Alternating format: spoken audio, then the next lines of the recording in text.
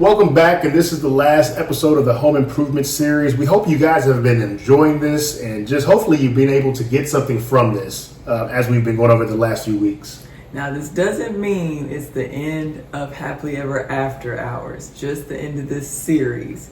And as you can see, we got a little light shining on us because we're doing it in the daytime today. You know, sometimes as parents, you get tired. And we have a child that likes to stay up with us. Like she has no bedtime. So we decided, for the purpose of making sure that we really talk about this last one and end on a bang, that we do it when we are fresh. And so you guys are getting a daytime episode today. And it's a juicy one today. Yeah. So, and a side note, not to be talking about daytime, but we watched a show called The Floor, and I absolutely love it.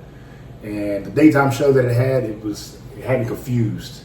But I like daytime. It brings a freshness to us. It allows us, like my wife said, to be more alert and actually be not look so tired as we are at night sometimes. Or sound loopy. But today's scripture for our learning lesson is Proverbs 18:21, and it has to do with arguing, which, is very important to know how to handle the flooding and the things really that your words. Huh? Really your words in general, right? Yeah. So sorry, I was confused what you were saying, but Proverbs 18:21 says, "Death and life are in the power of the tongue, and those who love it will eat its fruits." Yeah. And I mean, that was kind of a good example of what we're going to be talking about today with communication. Absolutely. So we are talking about arguments, but in the sense of our home improvement, we're talking about flooding, spot leaks, and the gutters. Yeah. Which she didn't know what gutters were. You didn't have to put me on blast. We keep it real. We always keep it real. Like, you know what I mean? So that's the point. We got to keep it rolling. I feel like that's not even a wife's job to clean gutters, so there was no reason for me to know what a gutter was. That's fair, and it's not. But yes, I did. I was like, I've know gutters, but I could not picture what a gutter was. But with that being said, though, there are some things that wives just aren't meant to do. Yeah. Right? And so fair. It's the same thing with husbands. There's just some things that we're not meant to do. And so we just always try to work off of one another and help each other to make sure the home is secure. Yeah. Right? And so I have to climb the ladder and get the gutters, right? There's sometimes that, we have to use our higher brain, right? And there's a high brain and a low brain, and sometimes, most of the time, when we get in arguments, that low brain is what comes into the arguments, which is the retaliation side. Yeah. But before you get into it, I gotta ask my random question. What's your random question today, man? Okay. So this may be hard for you to think of one because we never argue. I'm just kidding. But from the time we've been together, dating or married, what is to you was one of the silliest arguments or disagreements that we've had? I'll let you think on it. I already know it. Oh, okay. I don't remember what it was about, but it was hilarious, right? And so it was our first time getting a disagreement. We probably were like, I'd say 3-4 months together, maybe a little longer. But she got so upset about something, and I cannot for the life remember, but she's about to remember. She looked at me and she yelled at me, and I was just like trying not to laugh. You remember this? I don't remember what I was mad about, but I remember him laughing in my face, and I'm not a violent person. I'm not a yeller. But in that moment, I was going to slap him back to factory settings. And I don't know what it was about it, but like the way she got mad was just so cute. And I was just like, I don't even know what we're arguing about. Like, this isn't even like serious. And I just started laughing. And I was like, baby, I'm serious. I'm not trying to laugh at you. But I just could not help. I know what it was. I just remembered. So I think you were gonna go somewhere, and the weather was bad, and I was like, you need to wait. But then you were like, well, it's okay. I'll just get a ride and go, and I'll be gone before you get back. And I just didn't like the tone of that text message. So then I came home on my lunch break. Oh, yeah. Because I was like, he think he gonna leave before I get off work? Right. I remember that now. So yeah. I came home and we had that discussion. I was cracking up. I was like, I know she did not just get on lunch and came home. Drove right on home because he tried it. But that was mine. And, now I don't laugh when we have disagreements. At least I try not to. There's some times when there's silly arguments for the most part, I feel, but I be biting my lip down.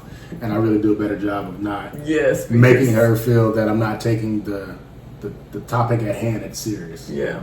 Well, mine was when we first got married, and our kitchen that we had two there was light switches on both sides of the entrance of the kitchen.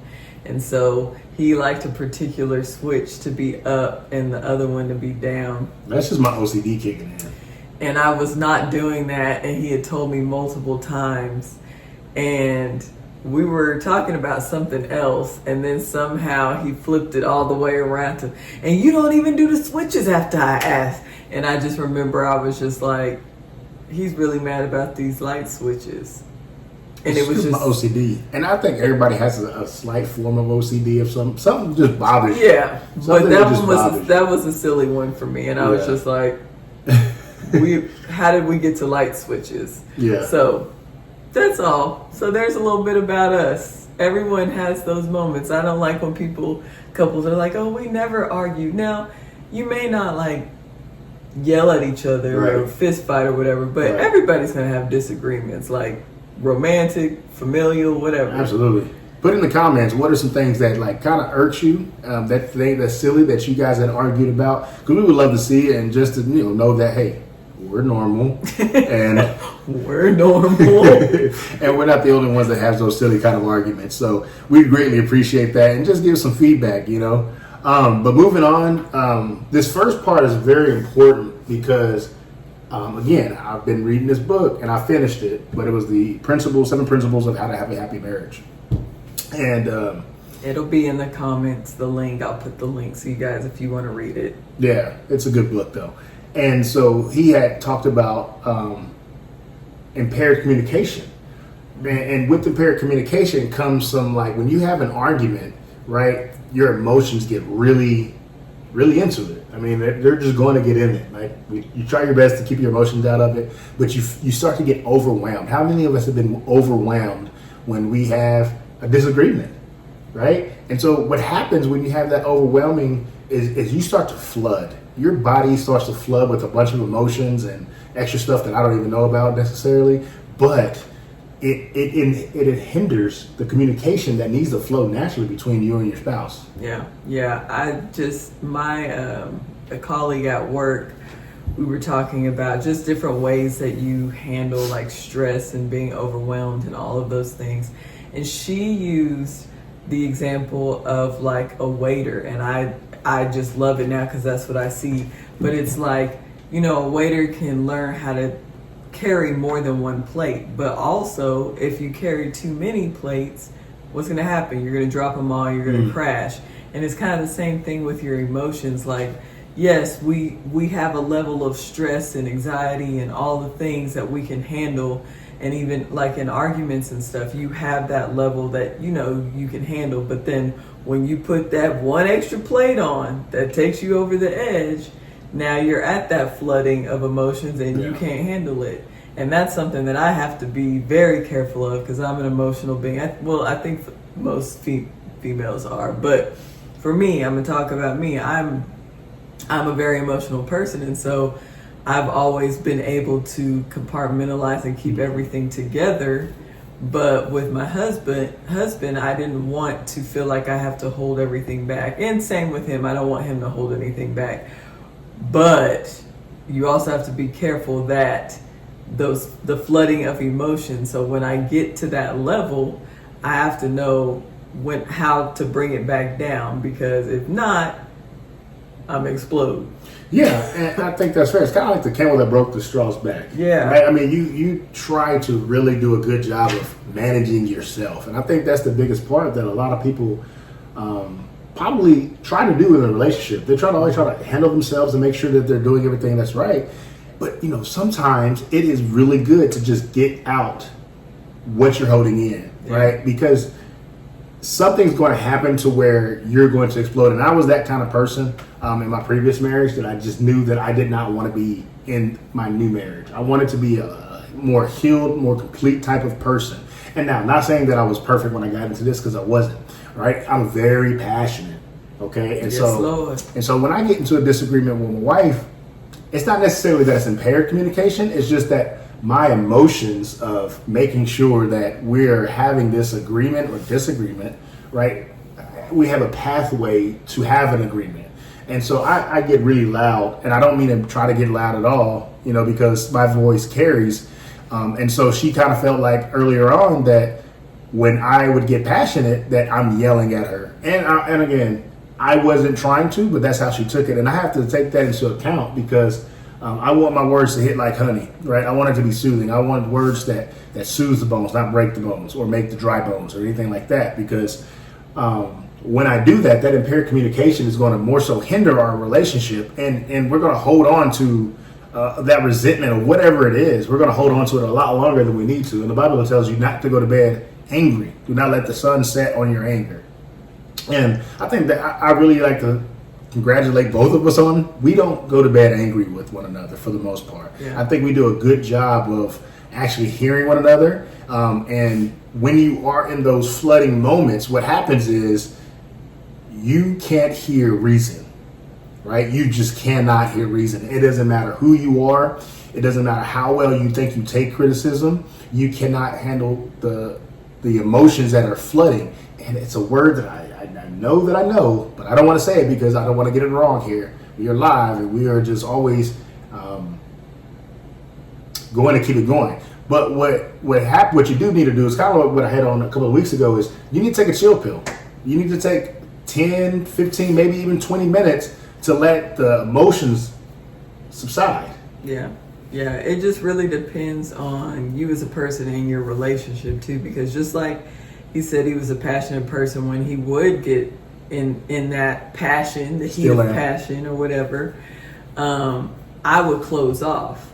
So I was kind of the opposite, where then I'm not listening to nothing you saying. I don't have nothing to say, and this is not going to be constructive now because I've shut down. Right. And then the other way around is I'm a very I'm not a yeller, but like I use my calmness and my words to get under people's skin. Like my mom used to say it all the time, because she would be yelling and stuff, and I'd be really calm, like, why are you yelling at me? I'm not yelling at you. This is what I'm saying. And so I realized it's a little, I guess I could say petty. It's petty. It's a little petty. But even saying like hard, like little, I guess, dagger stuff in arguments, because now I'm defensive, doesn't help either, because then while I'm being defensive and blocking him off, now I've said something, and now he's going to remember what I said and be like, does she really feel that way? And then there's this resentment on his side. So it goes back and forth. So it's like you have to really pay attention to how you communicate, even in those heated times, because it can cause lasting damage, like flooding. Yeah. What's just got brought to my attention for myself was there was a time when we had a disagreement like that, and she had said something in a playful way, right? In a playful way. But what it did to me was it brought up some stuff that happened in my past. Mm-hmm. And even though she said it in I would say in a very calming way, it made me feel in a sense of, am I doing something wrong, right? And I think it could have really hurt the relationship if I'd have kept holding on to that. But eventually we talked about it, and we got over it together, which is, I think, the biggest problem with some relationships is you don't get over it together, right? When you're in that relationship, people do take everything personal, which, again, it's fair. I get that. But one thing you have to remember, that you guys chose one another, right? It's not like, hey, come be my wife. That's not how it happened, right? There was a process of courtship and just getting to know one another and all this, that, and the other, that you eventually decided, hey, I like you enough. You like me enough. I love you. You love me. Let's get married and let's do this thing. Right? And I say that all to say this is it's the problem that you guys are facing together, not one another. It's whatever problem is in front of you, right? That's the issue, right? Not the person, because I can't do anything to change how she is, and she can't do anything to change how I am. But we can naturally guide one another, right, and help each other to learn how to plug up those holes that may be very difficult by ourselves. And so that's what she's done for me over these many years of being together, of helping me learn how to better talk to her. And the same with her. She, I always would ask in my previous marriage, you need to know how to talk to me, right? I've never had to really say that with her because she knew how to talk to me. She saw me for who I am, and she understood how you're crazy. No, I'm just kidding. Yeah. Sure. I'm just kidding. But she understood the way to communicate to me. And it's helped me a lot to grow and mature as well. Yeah.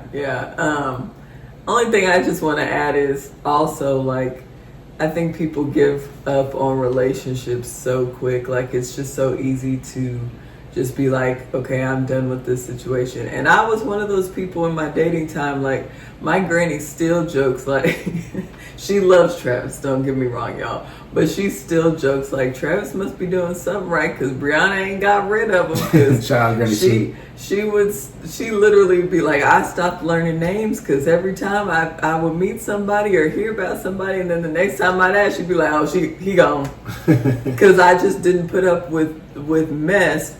But I think it was out of, like, I know what I want. But there's some people that it's like they get into conflict or disagreements, and instead of working through it or even communicating, they just like, I'm just gonna go. Yeah. And it could be something that could have been resolved. And so I think with our marriage, like, we've gone through and still going through tough times where it can be strenuous and be hard, but the fact that both of us have the mindset of there's no giving up and we're going to figure it out together. Yeah. It helps to get through those things and have those conversations even when they're uncomfortable. And the point is, too, though, we both want 40 years of marriage. Right. 50 years of marriage. 60 if the good Lord is willing. But most people don't want that. No, they just want a person there. Yeah, and then when that conversation, the stuff gets tough, people quit. And I learned something a couple of years ago. We learned the divorce culture very early on in relationships, right? Because of the way that we handle the relationships. Yeah. We don't necessarily go into relationships whether it just to be, hey, I'm like, I really want to be with this girl all the way throughout high school or whatever, right? Usually in high school, most of the time, especially in today's culture, these people got 7, 8, 9 boyfriends, girlfriends before they even get out of high school. They've broken up with a person 10 times. And again, I tell my high school kids anyway, you guys don't need to be with anybody anyway. What are they helping you with? Now, these kids estranged in a sense of they are living with the person they're going out with right now in high school. That is going on so right now. And that needs to stop. However, I'm not their parent. And so, kids think that they have their own free will at the moment of being able to choose it. And again, they do in a sense, but it comes with limitation. But on to some other stuff of in the relationship with what we're talking about, there's going to become, like we talked, escalation of conflicts. And couples don't want to get through those conflicts necessarily together because they're like, well, I can dump him or her, and just move on because of X, Y, and Z. Yeah.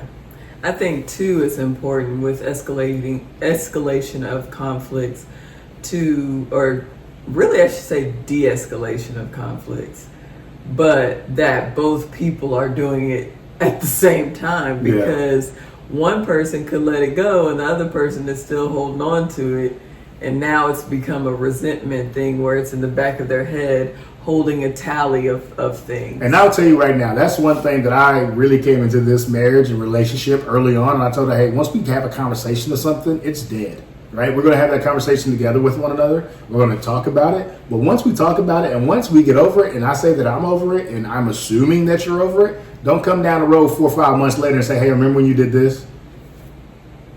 It's going to bring an escalation of conflicts. And I don't need that or want that, because that's bringing drama to my front door that I don't want. And last week I told you guys, I don't bring drama to my front door. Like, I've learned enough in my youth that just does not work. And so I've been in relationships where in the past that happened.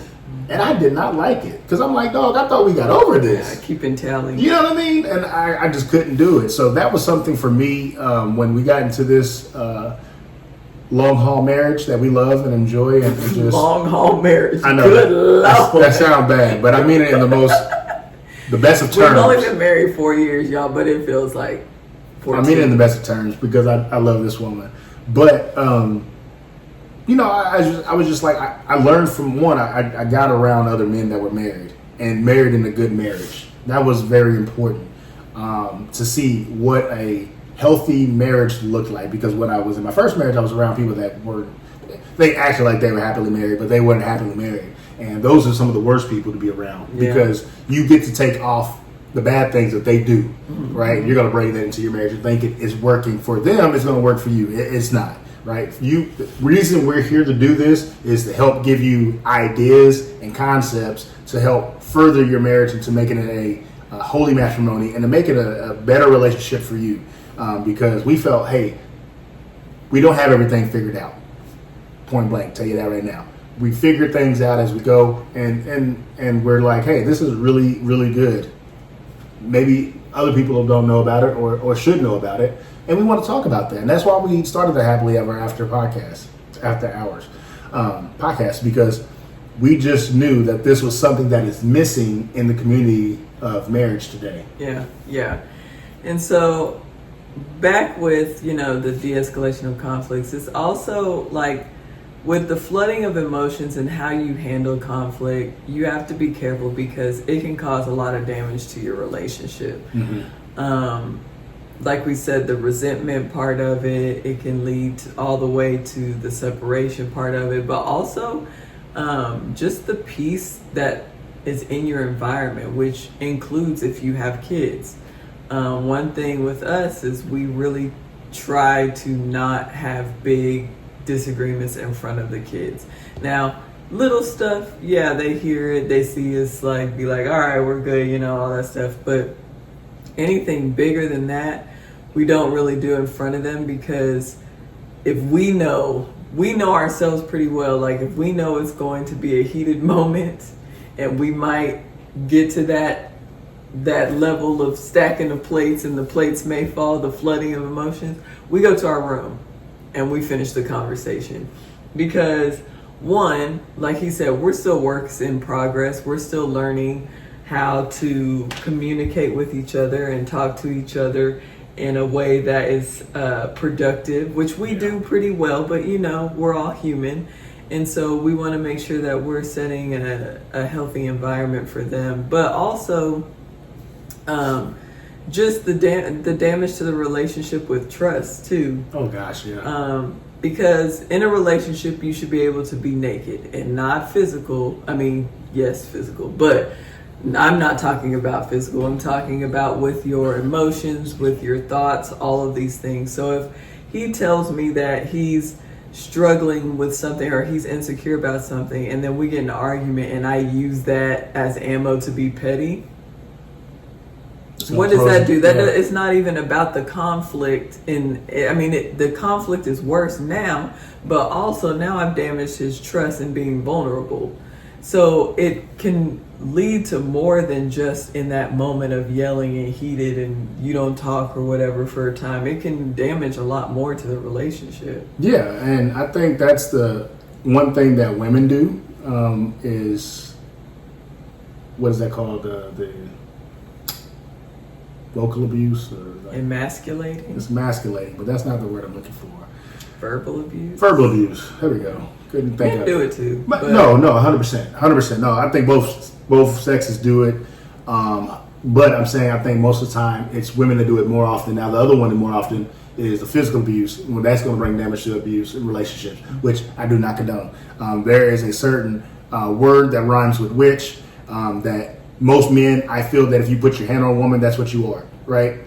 No ands, ifs, buts about it. If you ever do that, you're the witch. We'll add the other letter, okay? And so, you know, we watched the show Reasonable Doubt, and so there was a court case where that kind of went on, right? And it burns me up as a guy. Burns me up. I can't stand it. Even as a kid, I never did it. Never like punched a girl. You know, it's disgusting. It's despicable. But in our community, it sometimes is more times than not, because a woman of color, black lady, is not wanting to bring the cops into that relationship if they're being abusive, and I think the man does know that, which is also despicable. But you know, we want to make sure that none of that stuff is going over and it doesn't get to those points. Know how to fight in a fair way, right? Be able to voice your disagreements in a way that's respectable, right? And our daughter, she's very in tune with how her mother is. She's an empath. And she gets very sad. She runs off and she dives either in her room and cries into the couch or something.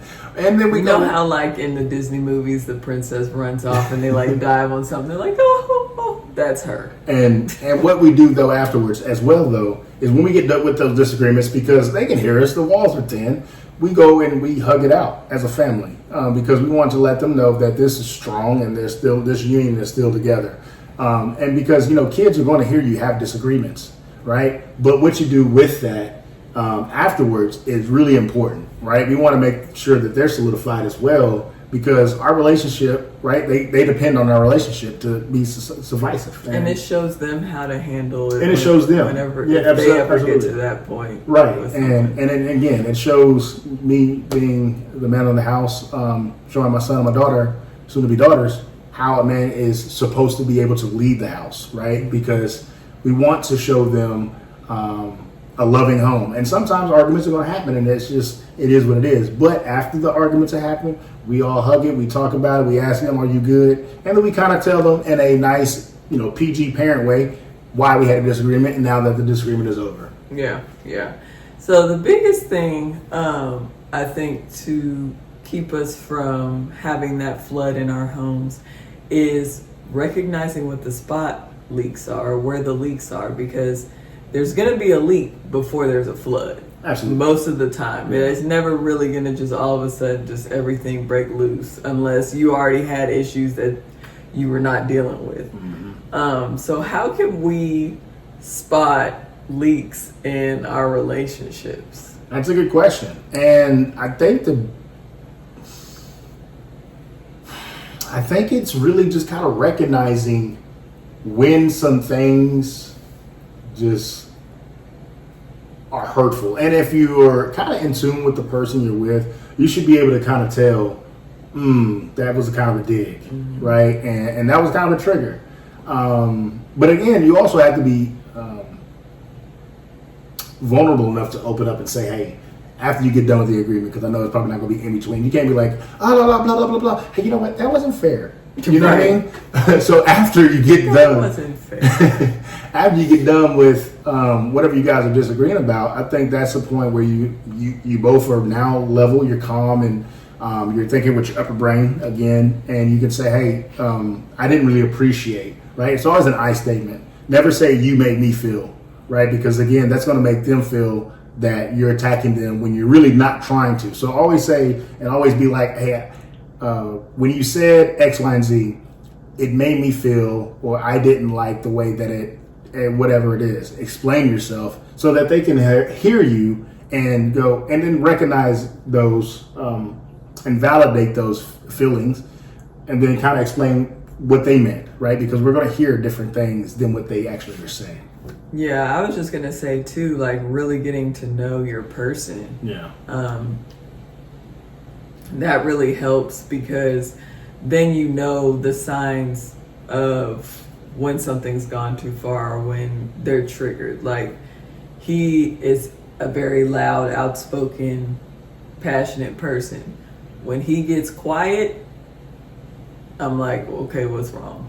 Because it's a different level of quiet. But if you don't know Travis, or if you're not around him enough, or if you just don't pay attention to that, you're not going to think anything about it. You're like, oh, he's just sitting there. But for me, I'm like, it's a different It's not just him sitting there. Yeah. And like, there's something wrong. Did I do something, or is it an outside something? And then he tells me, and then if it's an outside something, I'm like, okay, cool. Well, when you want to talk about it, we can talk about it. But if he's like, oh, well, you did irritate me a little bit. Okay, well, what'd I do? And then we talk about it. But recognizing those triggers and signs is super important, because a lot of times, because again, we are inflicting? Self people. I was going to say self-induced, but that don't make sense. Because I don't want to say selfish, because I don't feel like we're selfish, but... Well, people are naturally selfish. Okay, well then fine, we'll say selfish. Listen, we got a 2-year-old thinks everything's hers. Everything. That's fair. That's fair. So you're naturally born that way. That's fair. So we're selfish people in the fact of we're going to think about how we feel about stuff first before we think about how it's affecting someone else. Right. So I had to pay attention to that too, because he would have those quiet moments and I automatically would go, well, why has he got an attitude with me? Like, I didn't do anything to me. And I get defensive. Now it's an argument when he wasn't even mad at me. He was mad about something totally different, or not even mad, maybe just in his thoughts or stressed about something. And I took it to the selfish level of it has to be about me. Yeah. And so it's important to recognize too that, like, everything is not always about you. It's not about your situation. Like you said, when you're talking through those moments of heat or disagreements or whatever, to say that, like, hey, I get, after they tell you what was wrong, I get that you were upset about that, but I just want you to know that, like, I thought I did something, and so you were upset with me. But it's the way that you do it. 100%. I think if you do that too, the way that you just said it, though, it allows people to really also explain their side, right? Because of why I was upset. And so I think when you're able to do that, now you're able to get back to your loving and joyful, playful selves in your relationship. But it also brings you closer. Right, and that's ultimately the goal here of these talks is we want to always get the end result of us coming together, and it may not get there sometimes, but for the most part, that's again why we do this, because we know that our marriage, along with whoever else's marriage out there or relationship, it's a reflection and glory to God, because. How else are they supposed to see a kingdom marriage? Mm-hmm. It's how you do it. It's how you treat one another, and it's the way that you love one another, and ultimately it's how you wash each other's feet. Yeah. Because that's how he showed us that he loved us, and that's how sometimes it may take you to just. It might just take that. It might take you just hushing yourself up. And making sure that you just don't say something that's harmful to the relationship, because if you are a person that likes to undercut and say some not so nice things, that might be a trigger for you, right? That might be the trigger of like, oh, I could say something right here. Bite your tongue, right? Bite your tongue, because that might save you more times than not. Right, I think we lost. I was thinking about this the other day. We've lost in this generation of time we're in right now. If you have nothing nice to say, then don't say nothing at all, because people are just spewing. People just say whatever now. Spewing nonsense and spewing. It's hate. My truth. Yeah, and it's just how I feel. Okay, cool. Like I watched this thing earlier, is rude. And this guy was just like, "You're a bunch of fat people," and it was like, "Whoa, bro!" And the people was there. He's like, "It's my free speech," and the guy was like, "It's not your free speech. That's just hateful." Yeah, which it is. That's just hateful. You can say, "I don't like the way you guys are handling the school board for X, Y, and Z reasons."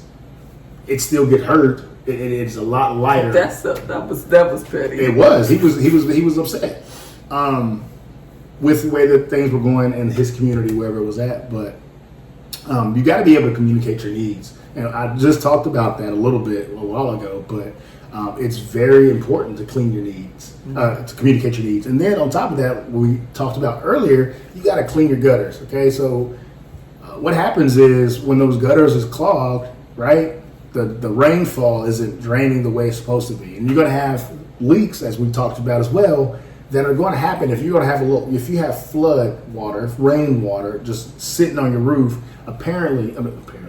Eventually something is going to get through, right? And that's the part of where we're at, is spotting the leak, patching it up with our words, with our care, and just the way that we show love for one another.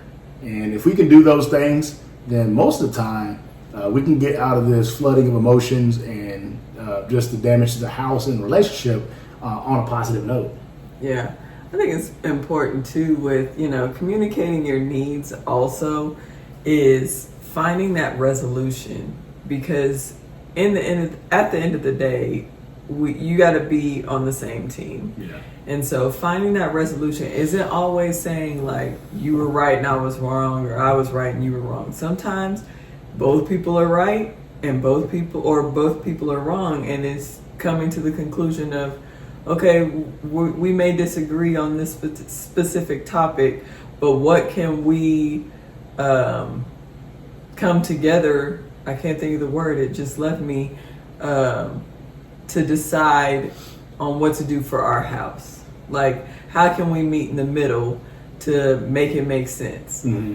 And that doesn't always mean that you're going to figure it out in that moment. It may take a minute to figure it out and then to come to a resolution. Meaning, like, for the example of cleaning the gutters, okay, you can't just sweep all the gutters at once. You got to take them leaves out portion by portion. And that's the same thing when it comes to, issues in a relationship. Sometimes it's, what the issue is, but it may take a second to get it cleared out. Yeah. Resolution of an argument may help the situation as far as communication, but then what's your action plan after it? Because if you don't have an action plan after it, it's going to come back around, and then you're going to have the argument again, and it's going to be a whole cycle of continuing that same argument. So we like to call it the crazy cycle, right? So from the marriage book from Dr. Egbert. So it's important to have a game plan, whatever that looks like in your relationship, your marriage, whatever, your situation is at the time of, like, okay, we have an issue with, we don't have this issue, I'm just using it as an example, but we have an issue where we always yell at each other in a conversation. Okay, we both realize that we don't like to be yelled at. So how do we fix that? Okay, well, we both realize we're hotheads per se. Let's take a moment before we talk about it. Yeah. So that brings a resolution to where you can be more communicative in the moment instead of just spewing back and forth.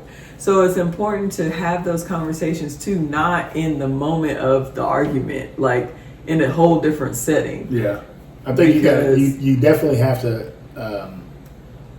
not plan how you're going to argue, but you have to know how the person is. Yeah, and that's the getting to know. That's the getting to know your person. Have those meetings. Like, we have our state of the house meeting that I think we talked about in the first video. Of you have to have those times where it's not that something is happening in that moment, but that planning time of, like, this is how we want stuff to go. Is it always going to go that way? No. But you have a foundation of, okay, when we get in arguments, you're not going to disrespect me, I'm not going to disrespect you, and we're going to figure it out. We're not going to go to bed upset. Like, there's times where I'm just irritated and I'm like, I'm not ready to talk about it, but I know I can't go to sleep. So let me go on and get up because I'm tired and I want to lay down. Yeah. But you definitely have to have a unification when it comes to agreements, right? Which sounds crazy why you got to have a unification of agreements. Like, we got some great news and she wanted us to get some ice cream to celebrate. And I was like, one, you told me, remember, that ice cream hurts your belly right now. I did tell him this. And we can't have no ice cream. Even though we wanted to celebrate, right? We both had an agreement that this unification of agreement that, hey, just because this great news happened and we're both excited that it happened because it's been hindering us the last couple of years, but we were both excited about it. And we just celebrated in that moment of, like, yes, but you didn't have a unification of, again, how you argue, you have to have a way to get out of the argument, just like you would in an escape room. You have to have some type of plan to get out of the area that you're in, right? And if you don't, then you're just going to stay in this crazy cycle, which nobody wants to be in, right? If you want to get married and they don't want to get married, well, I think you guys already have an idea of what needs to happen. Right. Either you leave, or they say, hey, you know what? Come back 3 months later. I do want to get married. Or it could be kids. I don't want to have kids. You want to have kids. That's a big one, right? Don't get into that relationship where they don't want something that you don't want, right? Again, we talked about it, but when we got into this marriage, I was like, hey, if you're not in it for marriage, then I don't want to waste your time. I don't want you to waste my time, right? She already knew what I was coming with and knew what I wanted. And if she didn't want it, that's fine. No skin off my back. It's just, okay, she wasn't for me. And so you have to have some type of plan to get where you want to. If you don't, you're just dreaming. Absolutely, absolutely. So, I mean, that's all that I had to say about that, because there's just so much that you can say about, arguments and disagreements and stuff. But the biggest thing is to remember that like he said, it's you versus the problem, not you versus your person. Yeah. Because that has always helped us in the long run, and I hope that what we talked about helps you. I hope that this series of home improvement helped you all. We're gonna take a couple weeks just to get situated because we got a lot going on, but also because we have a really, really good new series that we're gonna drop soon for you guys. So this is, like I said, this is not the end of Happily Ever After Hours. This is only the beginning. So stay tuned. If you don't already follow us on our Facebook page, Travis, it's like Travis-Bree, People of Hope. You can get all the little updates and everything, and we'll drop what that new series is going to be called. But yeah, so we'll be back in a couple of weeks. I don't know what that date is, but it's probably first of November to the second I don't know weekend of November. I don't know what the date is, but it's the second and the eighth. In conclusion, if you don't already subscribe to our channel, subscribe so you get the notification and you don't miss it. Absolutely. Well, that's all we got here. We thank you guys for joining us and tuning in to Happily Ever After Hours. Again, my name is Travis Burkhalter. This is my beautiful bride, Brianna. Peace, love, and happiness, and let God continue to